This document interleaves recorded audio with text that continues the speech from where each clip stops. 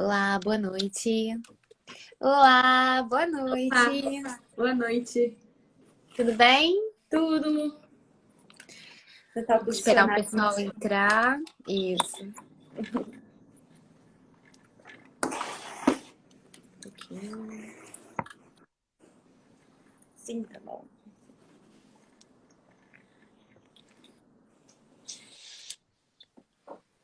Boa noite, Júlia. Quem mais tá aí? Naíse Andrade.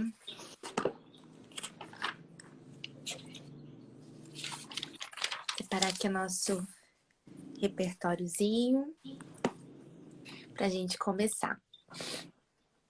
Bom, a gente vai dar início à nossa 10ª live da série Profissão Gestor de Resíduos.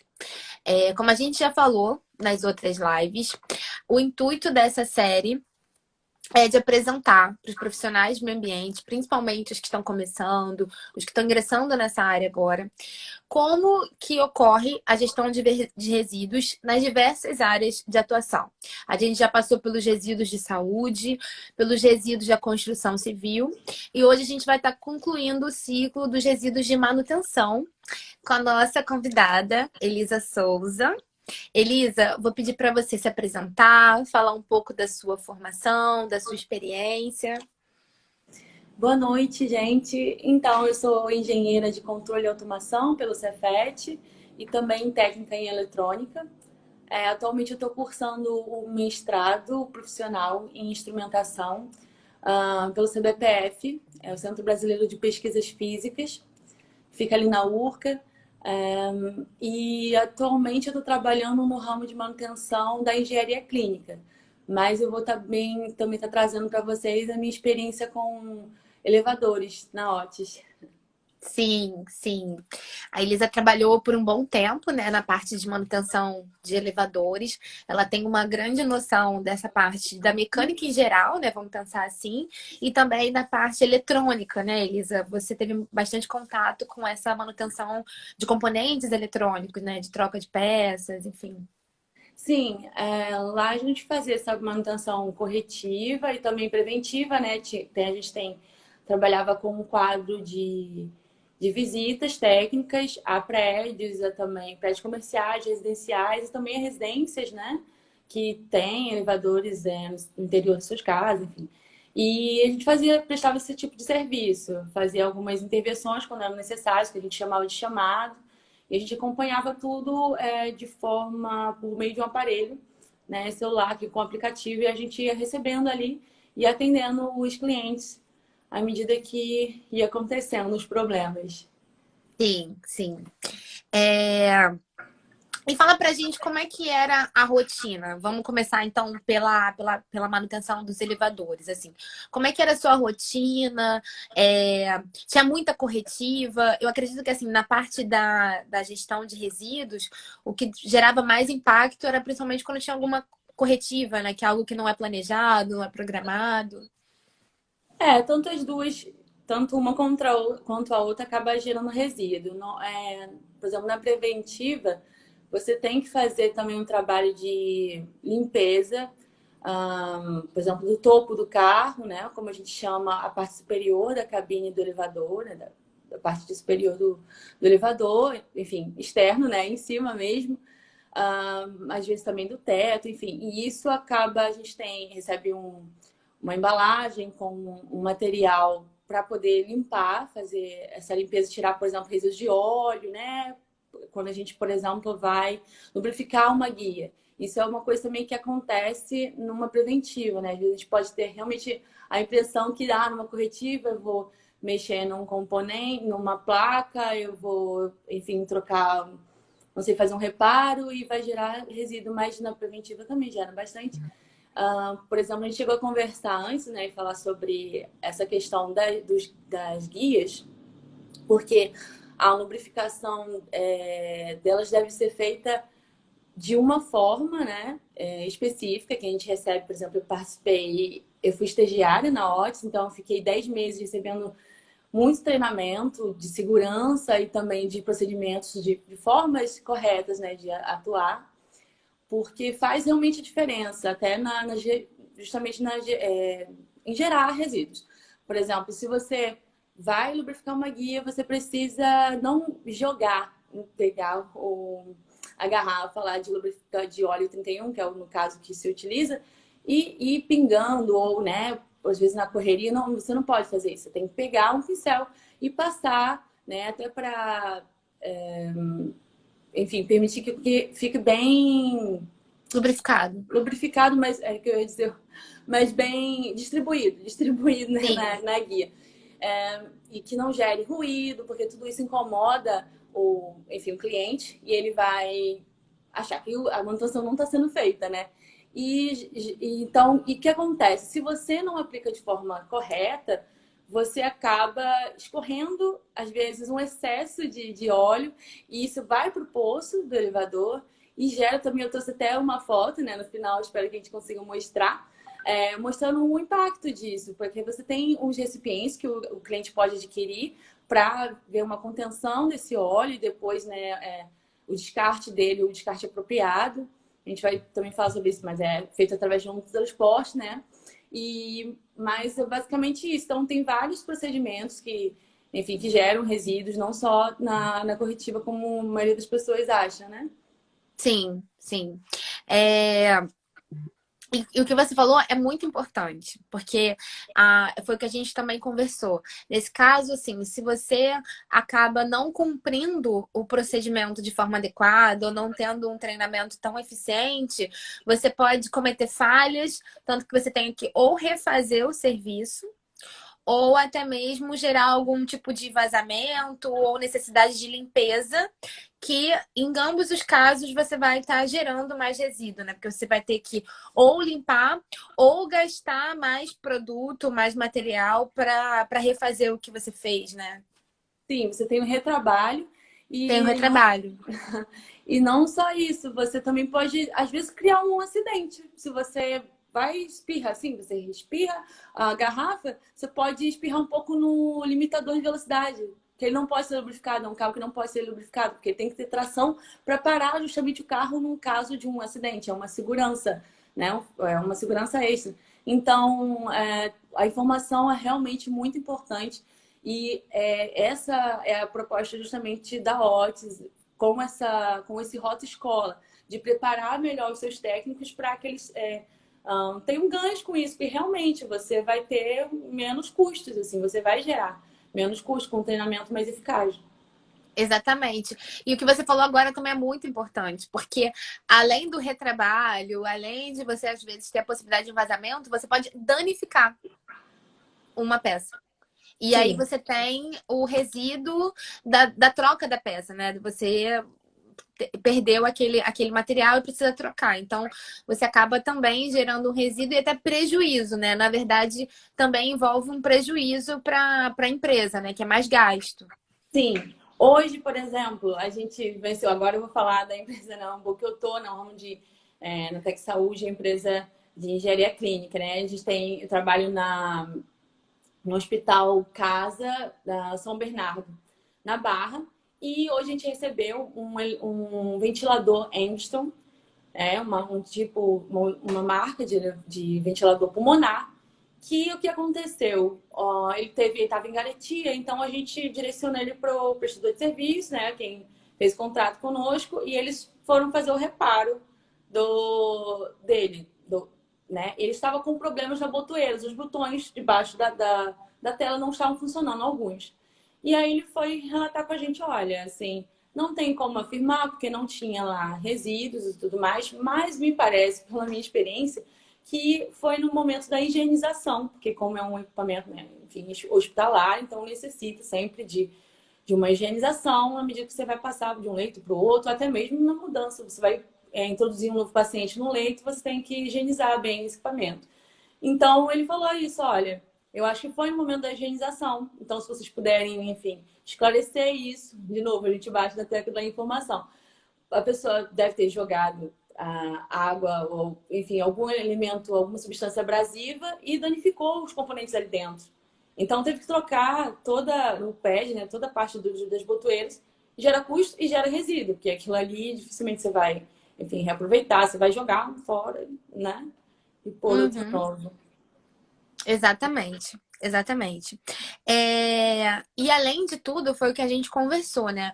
Os resíduos mais comuns gerados em manutenção são resíduos que são, na classificação ambiental, são considerados perigosos, resíduos classe 1. Ou são resíduos de embalagem, de graxa, de óleo, de tinta, ou o pincel contaminado, a trapo, como também os componentes eletrônicos. Então tem que ter um cuidado muito grande. E aí a gente conversou um pouco sobre como é que é esse processo pós-manutenção. Eu fiz a manutenção e tudo mais, gerei os meus resíduos de manutenção e como é que é feito depois, assim, das experiências que você já teve? Então, na Otis, o que acontecia é, por exemplo, a gente usava realmente trapos, né? A gente, para você limpar a superfície, tirar a poeira, enfim, dos motores, né? E também a questão de. A gente tem vários frascos de embalagens com óleos diversificados, cada um para um tipo de, enfim, de funcionalidade ali para. E aí, o que acontece é que depois disso tudo, a gente normalmente ou deixa ali, mas, por exemplo, né, para ser retirado depois, num canto. Alguns lugares, porque cada casa de máquina é diferente, né? Tem algumas. E isso eu estou falando dos elevadores antigos. Hoje em dia, por exemplo, existe um tipo de elevador, os GEM, que eles não têm casa de máquina, né? A casa de máquina é como se fosse uma portinhola do lado do elevador que você abre, tem ali todo o controle e acima dele você para o carro no último andar, na verdade, no andar anterior ao último andar, e você consegue acessar os motores e alguns controles na parte de cima, mas ele não tem casa de máquina. Então, nos que tem casa de máquina, você tem até às vezes algum armário ou coisa assim para, né, que o próprio cliente assim arruma, mas a gente confessa que a gente faz manutenção em muitos elevadores antigos demais. Eu fiz de manutenção em elevador de 40 anos, e ele estava funcionando bem, sabe? Então, assim, cada caso você vai encontrar de um jeito, mas é sempre feito dessa forma. Às vezes, em alguns momentos, por exemplo, eu já fui em uma casa numa casa, enfim, não tinha casa de máquina, né? Uma casinha ali em cima e você vai deixar o resíduo ali. Não, você pega e você leva consigo. A gente tem também, no caso da Otis, a gente tinha o que a gente chama de bases. Então, em alguns prédios você tinha a sua base, né? E alguns colegas também ficavam ali com você. Então, era meio que o ponto para onde você retorna. Então, você cria ali um ponto para essa retirada de material, direcionamento dele, né? Para enfim, acredito que seja uma empresa terceirizada, porque no caso ali a gente tinha muita coisa, muito tipo de equipamento, muito modelo diferente para lidar e é engraçado como realmente a gente não reflete muito sobre o pós, depois, né? O que acontece depois com esse resíduo. Mas era feito dessa forma. No caso É, da. e Fale. foi o que a gente até conversou do nível de consciência, né? Você falou assim, na faculdade eu nunca ouvi falar sobre isso, sim, tive matéria de meio ambiente, mas não tinha essa preocupação. E olha que a manutenção gera bastante resíduo perigoso. E a consciência que você teve, o entendimento que você teve foi trabalhando, né? Sim, foi a vivência, justamente. Por exemplo, no caso dos hospitais, existem muitas auditorias, existe muita, né, Fiscalização. cobrança, exato, muita fiscalização. Então, acontece, essa preocupação é mais assídua, né? Acaba que é mais assim, você realmente dá mais atenção porque, enfim, pode causar muito problema. E aí o que acontece? Lá é feito, por exemplo, a gente estava com. A gente tem ainda lá para direcionar para. Porque a Casa Portugal, que é uma outra unidade, que ela, na verdade, tem um contrato. Essa é uma rede, né? Na verdade, os hospitais são uma rede, e aí o contrato da empresa que cuida desses resíduos é na Casa Portugal, na unidade Casa Portugal. Então a gente estava com. A gente tem os resíduos de bomba injetora de contraste, a bomba de contraste, que Sim. ela é utilizada por ressonância, né? Você até falou, achei legal você saber isso. Então, o que acontece? o próprio tubo onde vai o líquido, o filtro de uma válvula, tudo isso foi feita a manutenção preventiva por outra empresa, né? E aí ela pegou e deu pra gente descartar, porque o rapaz também ia para outro lugar fazer a manutenção preventiva e deixou ali no hospital pra gente direcionar, né, para essa empresa, enfim, ela faz, no caso, ali a gente vai fazer transporte e depois ela vai fazer a coleta, o direcionamento correto, a destinação final, né? E aí, assim, uma coisa que você também comentou da parte do hospital, que é bem interessante, dos cuidados, porque o hospital é um ambiente insalubre.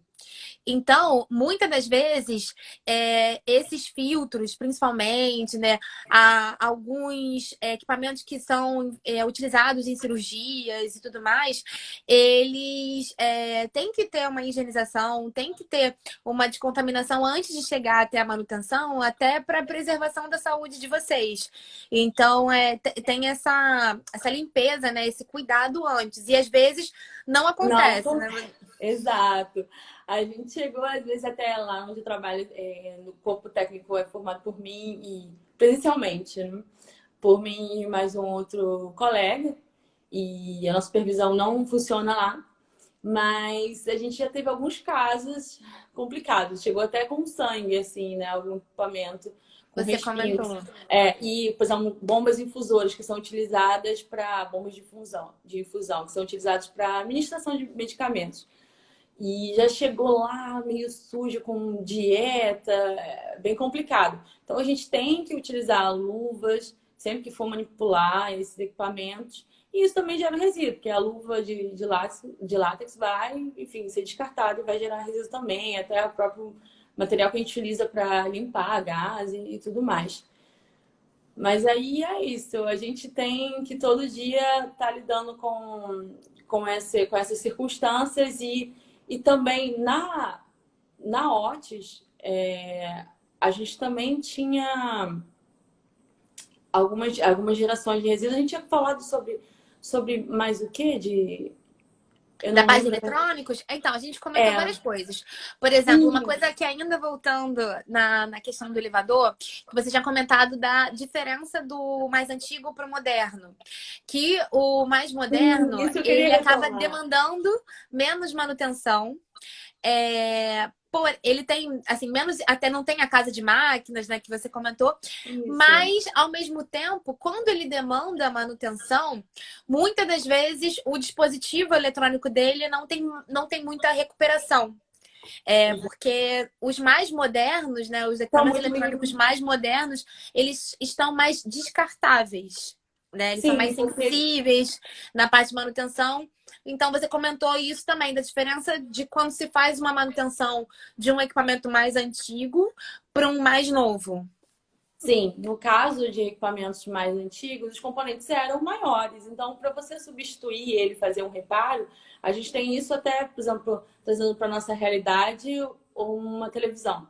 Hoje em dia, se ela quebra uma tela, você não tem como, às vezes, fazer um reparo, né? Porque os componentes são muito pequenos, a nível de SMD. Então, no caso de equipamentos ainda mais modernos, essa miniaturização vai só evoluindo.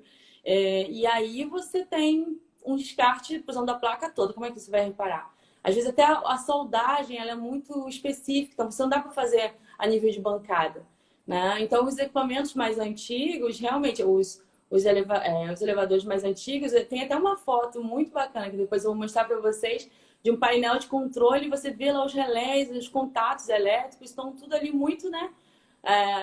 Muito claro. Só que com a miniaturização das coisas, tudo fica muito pequeno e você tem que descartar tudo. Não tem como você reparar, né? Trocar um relé, trocar um contato um contato de carvão, não tem isso. Um Então, isso também resistor, né, gera. que a gente estava conversando.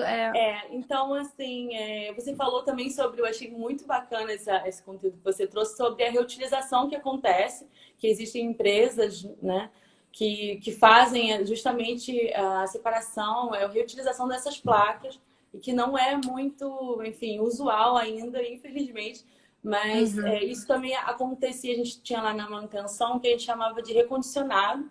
A empresa faz esse trabalho de pegar alguns por exemplo, uma placa, a nível, por exemplo, tem algumas placas que não são tão novas, tem, né? Então você troca de repente de um resistor, uma trilha, uma solda fria, você vai e refaz aquela trilha. Então vai para um setor mais especializado, que eles têm que não tem um trabalho de campo, assim, né? Então tem um local mais apropriado para eles fazerem esse reparo e retorna para a gente. Então tem esse trabalho também de reutilizar algumas coisas, mas os que não são possíveis, né, a gente tem que descartar.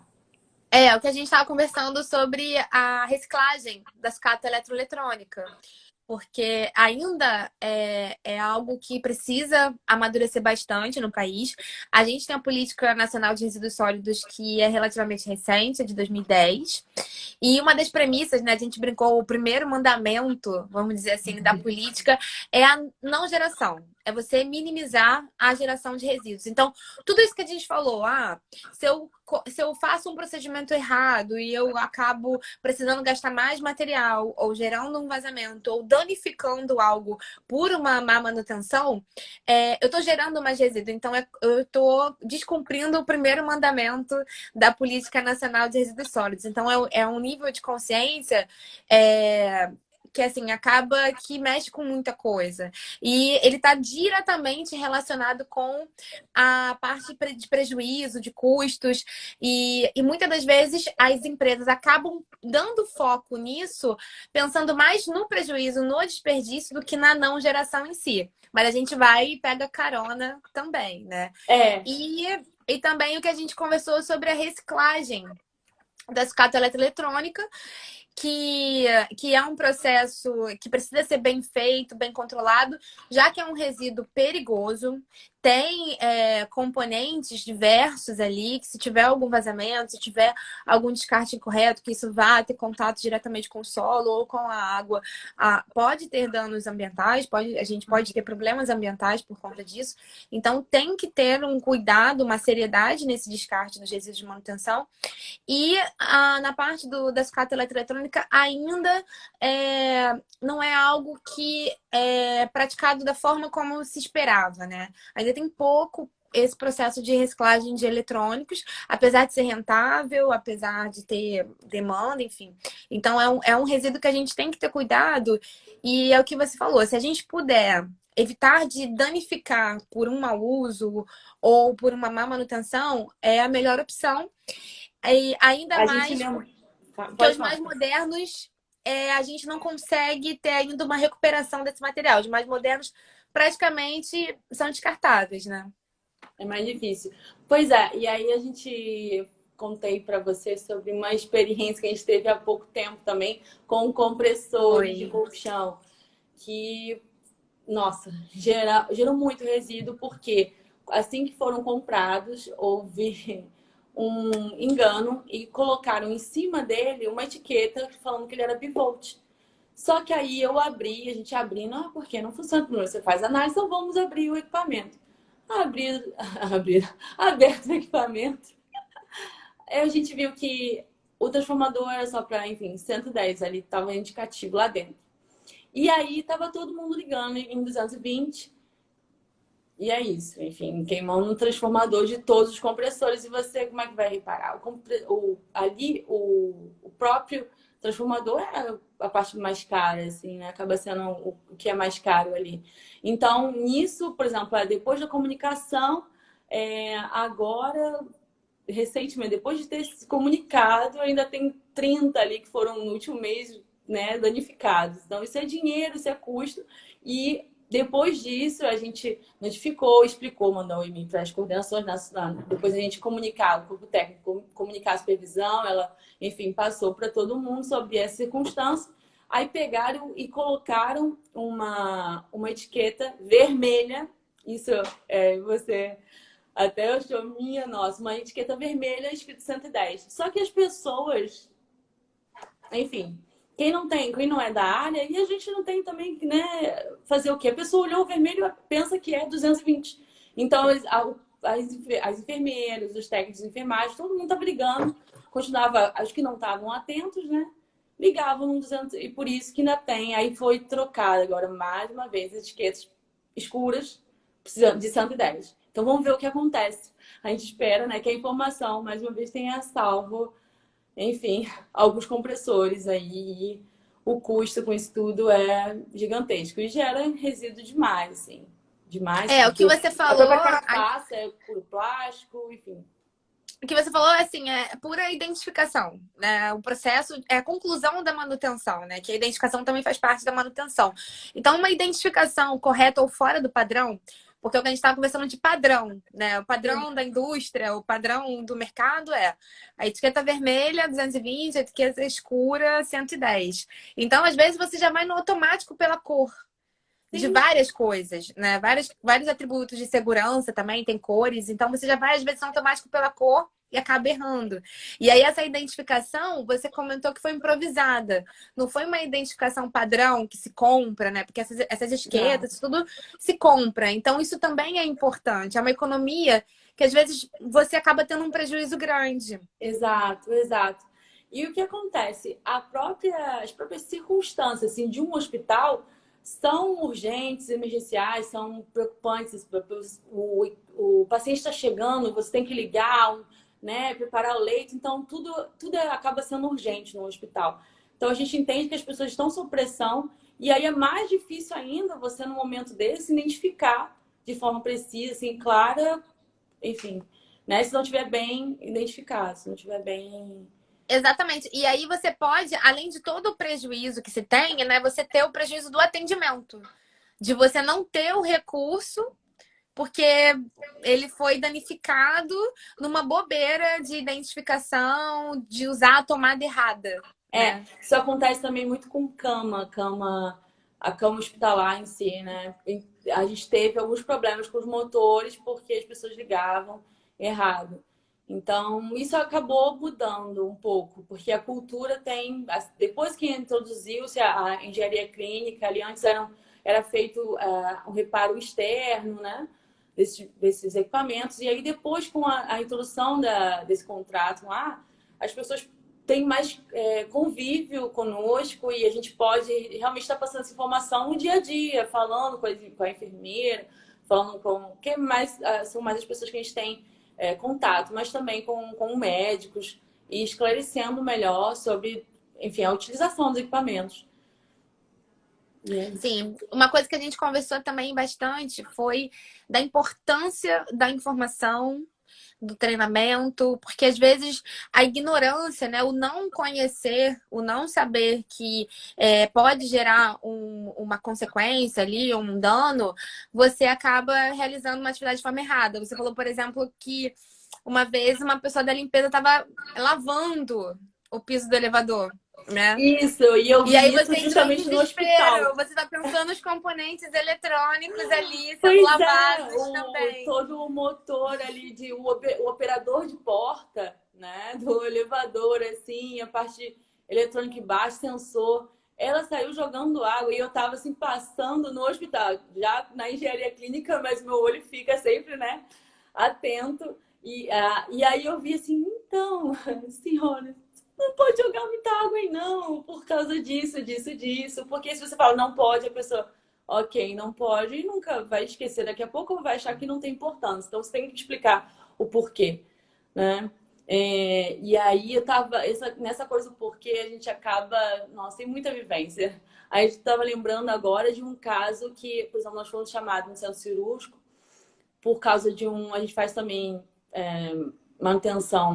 Lá acontece a preventiva e também a gente fica basicamente preso pelas corretivas, né? O dia a dia acaba sendo corrido por causa do fluxo de a demanda que acontece lá de cirurgias. Então, a gente foi chamado lá por causa de um vazamento num carro de anestesia. E aí, quando a gente foi ver, a, a médica não tinha algumas instruções para saber identificar no painel ou acessar, enfim. A gente tem até na ordem de serviço, né? A gente tem como distinguir isso e falar sobre qual foi o motivo do problema. A orientação. Ela não sabia e por isso ela achou que tinha um vazamento e que é extremamente prejudicial, assim, num caso de uma anestesia, né? Como é que você vai cumprir todo o procedimento ali cirúrgico se, enfim, a anestesia não está sendo feita de forma efetiva. Então, isso tudo ali o que é o pior ali, é o custo de vida mesmo, né? A gente tem o impacto na vida das pessoas que estão, não é só um cliente, né? Acaba assim, ali a O gente vê as atendimento, pessoas né? O sendo, o atendimento. atendimento, mas ali as pessoas estão sendo operadas, é uma coisa muito séria, não pode, Sim, existe, sim, tem que você não ter pode perder precisão. tempo, né? Você não pode Sim, perder tempo por conta de um mau uso da ferramenta ali, do instrumento. isso. É, você também então, assim, essa parte do treinamento, essa parte da orientação é crucial.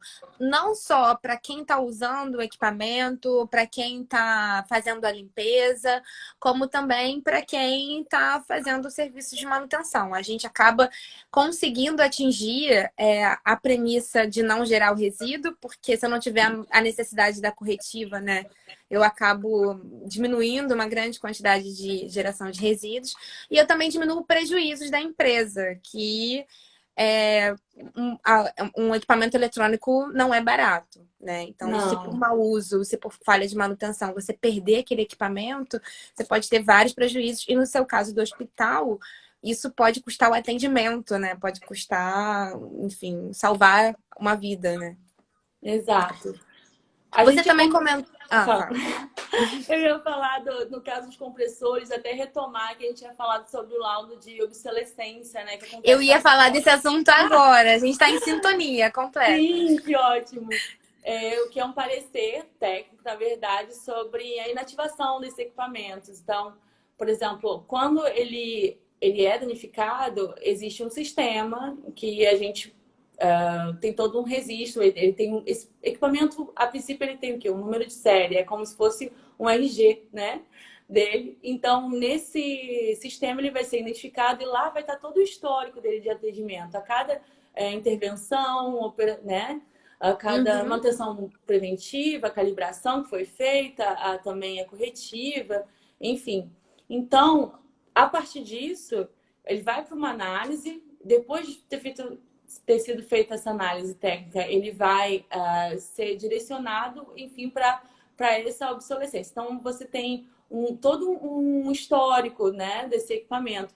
Você vê, por exemplo, você vai analisar o ciclo de vida dele, a tecnologia, se tal, já a tecnologia do equipamento, se ela já está obsoleta, como é no caso de alguns ventiladores, então, o BID, que né, tem muitos anos, então já é uma tecnologia que não atende algumas exigências, né, de hoje. O tempo de fabricação, ano de fabricação, tudo isso é levado em consideração. E aí você emite esse laudo de obsolescência, a supervisão autoriza, e aí depois esse material é descartado, né? E, enfim, é direcionado para as empresas competentes, como no caso terceirizada, nos dois casos. Né? Sim, sim. E é o que você falou, que a gente já repetiu aqui algumas vezes. Os equipamentos mais recentes, a tendência é que você acabe entrando nesse laudo de obsolescência, né? Os equipamentos mais novos. Não, na verdade os mais antigos, se você levar se você for ver uns ventiladores antigos, a tecnologia, por exemplo, a gente teve um caso de uma criança com uma necessidade especial. Então, a oximetria dela, a aferição da oximetria dela era diferente. Assim, parecia que a gente foi vendo isso pelo empirismo ali, na verdade, das enfermeiras que verificaram que um tipo de monitor ele verificava de forma correta e o outro ele não conseguia aferir. Então, por exemplo, porque no caso, a coordenadora ficou assim, sem saber, não, mas isso não existe, como pode, o monitor, se ele tá bom, como é que ele não faz uma aferição correta? Então, depois a gente foi ver que o quê? A tecnologia, a diferença de tecnologia. Assim, no caso daquele equipamento mais antigo um pouco, a tecnologia dele é diferente, mas ele faz medições fidedignas no caso de outros pacientes, de um adulto, enfim. Porque criança tem outro nível, né, de sensibilidade, enfim, a pele tem menos queratina, é diferente. Mas no caso de equipamentos, por exemplo, os compressores, você vai, enfim, fazer o lado de obsolescência por conta do próprio transformador, que é a parte maior e não tem. Ele é bem mais caro, a parte mais cara ali, vamos dizer. Mas não necessariamente os mais novos, na verdade, os mais antigos, né? Que vão para esse lado de obsolescência. A não ser no caso de um dano muito grande, a gente, né? Sim. E aí, sei lá, o equipamento caiu e danificou, não sei, caiu água totalmente Aí nele, você tem caiu a toda a perda parte dele, né? eletrônica. Aí você vai fazer o laudo de obsolescência. Mas normalmente isso Entendi. acontece com os mais antigos, né? Vamos tentar mostrar as fotos. Eu pensei que ia ser mais fácil. Você consegue Hum, mostrar do seu?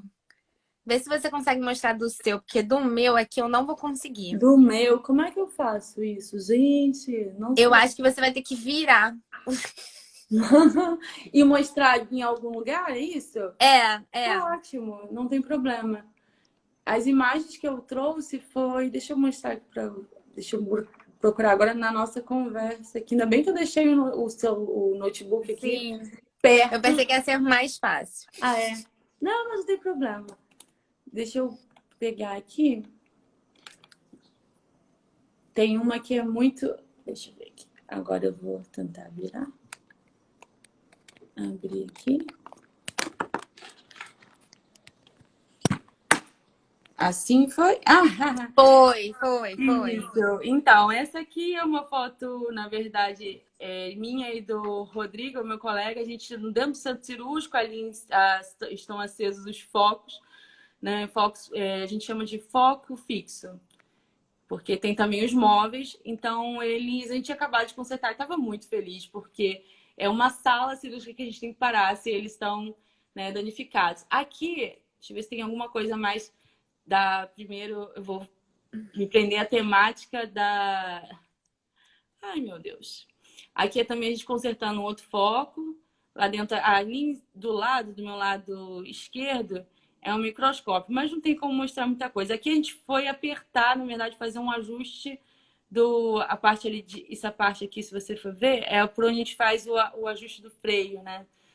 E aí a gente estava fazendo isso ali. Aqui tem um multímetro, tem o pulmão de teste, que a gente utiliza para fazer justamente, às vezes, calibração dos ventiladores. Então, você bota como se fosse uma ventilação pulmonar falsa, né? Você bota um paciente ali falso para. Aqui eu queria mostrar que o cabo, esse é o cabo de placa que a gente utiliza no bisturi elétrico, então ele está danificado. Aqui nesse caso, essas pazinhas eletrônicas elas fazem contato com uma placa que você cola do paciente. Então, nesse caso, esse carro pode se fazer um reparozinho, né? Nele não está tendo um problema. Mas, por exemplo, no caso de um ECG, você fazer um reparo, você está descaracterizando o equipamento e isso é um crime, né? Aqui essa foto, você já viu? Isso aqui é o que a gente tinha falado sobre o óleo caindo aqui, ó, no poço. Vazamento. Exatamente. Ele escorreu pela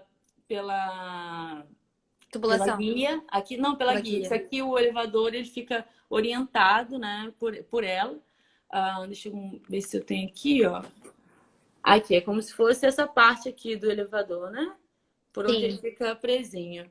Então, aqui foi justamente esse vazamento. Aqui a gente tem o limitador de tensão, ou de velocidade, desculpa, de tensão, de velocidade, e aqui é o poço que eu vou ter que limpar.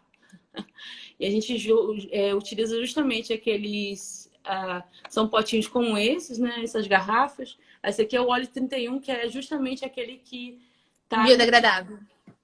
Não, esse não é, não. Esse é o que é biodegradável, ele é verdinho, um verde fluorescente, que a gente utiliza para Uhum. limpar. Mas esse aqui é para justamente você lubrificar as guias. Então, aqui são as guias, aqui é uma pintura para identificar o local de segurança, né? Aqui é um amortecedor.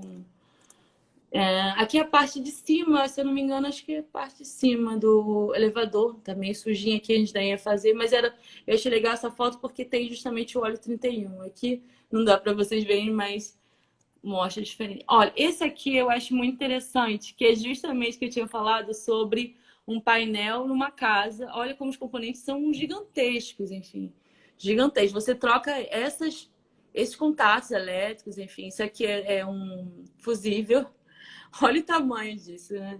No caso do SMD, Vim, esse aqui é o para mostrar, na verdade, a evolução um pouco justamente dessa manutenção com a utilização de óleos. Hoje em dia a Otis utiliza essas guias aqui que são feitas de carbono, e aí você usa só duas guias dessa aqui. Então você não utiliza tanto óleo, né? É uma outra tecnologia que é isso. Era para mostrar o passadiço. Economiza material também, né? Sim, exato. É justamente para isso. Aqui é uma foto minha que eu ia mostrar, na verdade, aqui para cima como funciona. Tá cheio de efeito. E essa aqui é eu na Petrobras. Toda poderosa na manutenção. Aqui só tem procurem o erro. Qual o erro de segurança? O cabelo está solto, não pode prender numa parte rotativa. Então, mas isso aí é eu lá na Petrobras. Aqui tô com a luvinha e a lanterna, enfim, um casquete, né? Esse não é só um bonezinho, é um item de proteção também. E é isso, basicamente. Foram essas as fotos que eu tentei trazer para vocês. Mostrar um pouco da realidade. Interessante foi ver vocês na manutenção dos equipamentos de hospital, porque vocês têm que usar toda uma vestimenta hospitalar, né? Sim, sim.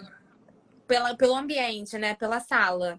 E isso também vai gerar um outro resíduo perigoso, que é um resíduo que pode ser considerado um resíduo de saúde, né? Todas essas roupas vão, no caso, a roupa só, né? A roupa, a isso. touca e tudo mais é descartado, mas as roupas vão para o CME, que é um centro justamente que eles têm lá autoclaves e tudo mais para fazer esterilização desse material, né? Da roupa também. Sim, sim. E você também falou, né? Eu achei muito bacana, assim, dessa questão da inovação, né? O meio ambiente acaba pegando carona. Eu esqueci o nome exato, agora já faz um pouco tempo. O meio ambiente acaba pegando carona, né? Nessa parte da tecnologia, da inovação, porque com certeza o intuito dos elevadores mais modernos é economizar o material na fabricação, mas aí ao mesmo tempo eu economizo na manutenção, eu economizo no uso de óleo, de graxa, e, enfim, acaba gerando também menos resíduo. Sim, eu tinha falado até sobre um recipiente, é porque ali não mostra. Eu pensei que era esse o que você ia mostrar. Não, eu não consegui foto dele, que ele fica acoplado na parte superior do carro. E aí ele é como se fosse um recipiente plástico, aí você bota o óleo ali e ele tem umas esponjas, enfim, que pela absorção, ela fica na borda dela, fica embebido de óleo. E aí, à medida que a pessoa vai andando, né, fazem a chamada no elevador, ele vai lubrificando automaticamente, né, essa guia. Só que às vezes ainda precisa de umas melhores, e às vezes é que acontece, você tem que mudar também essa esponja, às vezes os intempéries, né, entra ali poeira, aí prejudica a absorção da esponja, então você acaba tendo que lubrificar também da outra forma, mas, enfim, é uma evolução e é legal que eles pensem nisso, né? Porque, na verdade, é redução de custo também para a empresa. A gente teve uma perguntinha sobre elevadores da Larissa Soares. Esses elevadores tendem a ser mais perigosos ou criam mais problemas? Eu acho que ela está criando com uma comparação entre os elevadores mais antigos e os mais modernos. Então, você tem um sistema de controle mais efetivo. Por exemplo, realmente os mais novos sempre vão ser a tecnologia, você vai ter mais fatores de segurança ali, mais sensores. Lá em cima na cabine, por exemplo, na parte superior, né? Ali no último andar, no GEM, você tem uns sensores de infravermelhos para cada, ficam no elevador passe em cada andar, então você tem um controle maior. Até, por exemplo, existe, e é uma segurança também para o próprio operador, para o próprio técnico. A gente tem uns botões que agora eu não lembro mais o nome, mas você consegue manipular o elevador por esse painel. Então é muito interessante esse Porque você controle, não né? Que precisa se assim, expor tanto, né? não se expõe tanto. Mas realmente elevador é uma coisa incrível, é uma coisa incrível, nossa, você demora muito tempo para aprender. Eu tive a oportunidade de trabalhar com pessoas que tinham 33 anos de empresa e ainda assim descobriam coisas, porque é muita coisa que acontece. E é realmente uma escola. Foi muito legal o período que eu passei por lá, foi muito bacana. Combina, né? Mecânica com eletrônica, Sim, você elétrica, vê enfim. toda essa interação, porque o problema que vai acontecendo, você tem que ter uma visão acaba que holística da coisa, né? Você tem que ver o que interfere no que, enfim, acaba sendo um aprendizado em cada caso. Tem uma outra pergunta que casa muito com um último assunto que a gente conversou. Há cuidados relacionados à destruição de equipamentos para não gerar usos indevidos após a destinação. Que a gente conversou sobre uma norma que diz que você não pode reutilizar, né, você não pode recuperar determinados componentes por segurança, né? Sim. E aí ela perguntou se há alguma descaracterização para evitar que, por exemplo, se for descartado incorretamente, alguém pegue e utilize numa outra instalação elétrica, eletrônica, enfim. Vocês têm Alguém, essa prática de descaracterizar, de destruir mesmo? como assim? De destruir para que não haja uma descaracterização Para que depois. não haja um reuso disso indevido. Entendi. Então, no caso, a gente vai pegar e vai transportar ele para que a empresa competente, né, no caso, como eu falei, ela faça esse tipo de descarte.